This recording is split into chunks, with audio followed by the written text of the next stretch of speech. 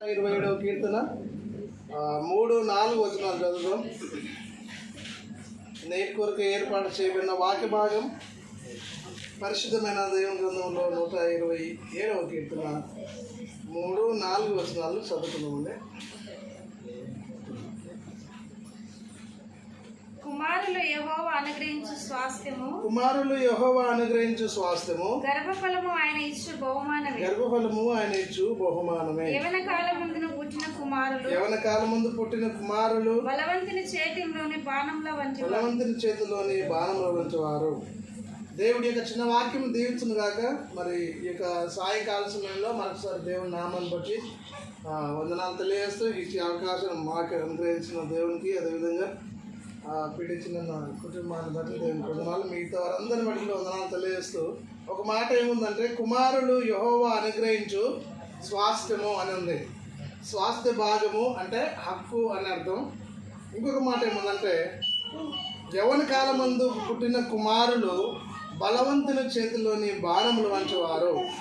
బాణము అనే పదం మనం ఆ మాట మనం గమనిస్తే అది చాలా చక్కగా ఉంటుంది. మనం ఇలా దాంట్లో పెట్టి వదిలినప్పుడు అది చూటుగా వెళ్ళిపోతుంది. ఎక్కడైతే మనం గురి చూసి కొడతామో అక్కడే తగులుతుంది అది. అంటే ఈ బాణము అనేది వంకరగా ఉండదు.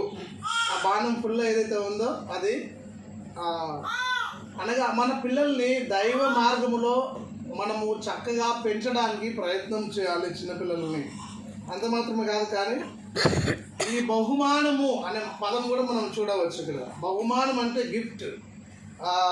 వాక్యంలో ఆ బహుమానం అనగా ఒక గిఫ్ట్, లేకుంటే మరొక రకంగా చెప్పాలంటే దేవుడిచ్చిన బహుమానము.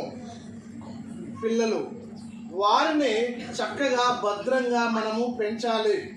ఎవరైనా మన బర్త్డేకి ఒక గిఫ్ట్, పెన్నో పెన్సిలో, మంచి తాళం చెవి, లేకపోతే ఒక బైబిల్లో ఒక గిఫ్ట్, ఒక గోల్డ్ చైనో, ఒక వెండి చైనో ఇలా ఇస్తే ఎంతో జాగ్రత్తగా మనము కాపాడుకుంటాం. ఫలానా ఫ్రెండ్ ఇచ్చాడు, లేకపోతే ఫలానా వ్యక్తి ఇచ్చాడని. ఆ విధంగా పిల్లలని మనము చక్కగా దేవుని మార్గంలో వాళ్ళని పెంచాలి, దేవుని మార్గంలో వాళ్ళని భద్రపరచాలి.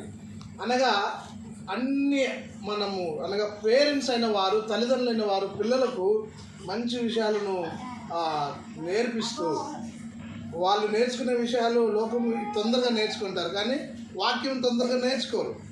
కాబట్టి వాక్యాన్ని ఇప్పుడు ప్రజెంట్గా మనకున్న మొబైల్స్లలో దేవుని పాటలు పెట్టియడం, దేవుని వాక్యం చెప్తున్న సేవకులు పెట్టియడం, అట్లాంటివి నేర్పిస్తే త్వరగా వాళ్ళు నేర్చుకుంటారు. ఇంకొక మాట నేను చెప్పి త్వరగా ముగిస్తాను. ఏంటంటే, యవ్వన కాలమందు పుట్టిన కుమారులు బలవంతుని చేతిలోని బాణములు వంచువారు. వారితో తన అంబలపుది నింపుకున్నవాడు ధన్యుడు. అచ్చువారు సిగ్గుపడక గుమ్మములో తమ విరోధులతో వాదించుదురు అని.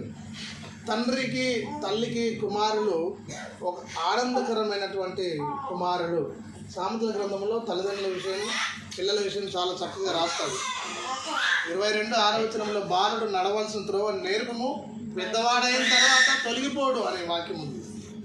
ఇప్పుడు మనం నేర్పిస్తున్న పిల్లలకు అన్ని విషయాల్లో నేర్పిస్తున్నప్పుడు వారు పెద్ద అయిన తర్వాత విశ్వాసంలో తొలగిపోకుండా సంఘానికి వెళ్తారు, ప్రార్థన చేస్తారు, పాటలు పాడతారు, ఇంకా మిమ్మల్ని మర్చిపోకుండా ఉంటారు.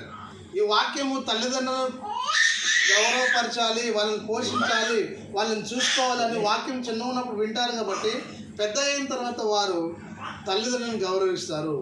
తర్వాత వాక్యంలో ఉన్న మాటలు వాళ్ళకి అర్థమై దేవునికి మహిమకరంగా ఈ లోకంలో నివసిస్తారు. మరి పీడించిందన్న దేవుడు చక్కటి కుమారుని ఇచ్చాడు. రీసెంట్గానే ఎంటకలు కట్ చేస్తుంది కదమ్మా. దేవుడు ఆ బాబుకు జ్ఞానమందు వయసు దేవుని ఎందు వర్ధిల్లి గొప్పవాడై సంఘంలో, సమాజంలో మంచి పేరు ప్రఖ్యాతులు కలిగి నివసించినట్టు పరిశుద్ధాత్మ దేవుడు తనను ఆశీర్వదించాలని కోరుకుంటూ కొద్ది మాటలు దీవించగా